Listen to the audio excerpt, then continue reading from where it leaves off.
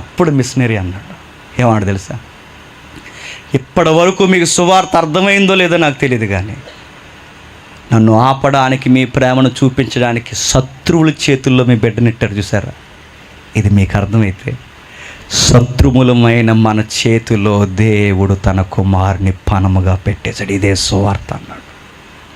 ఈ రోజు వరకు మీకు అర్థమైందో లేదో నాకు తెలియదు, కానీ ఈ రోజన్నా అర్థం చేసుకోండి. గూడెం ప్రజలారా, ఇదిగో మనం దేవునికి శత్రులమైన మన చేతుల్లో తన కుమారుని బలిగా పెట్టాడు. ఇది దేవుని ప్రేమ.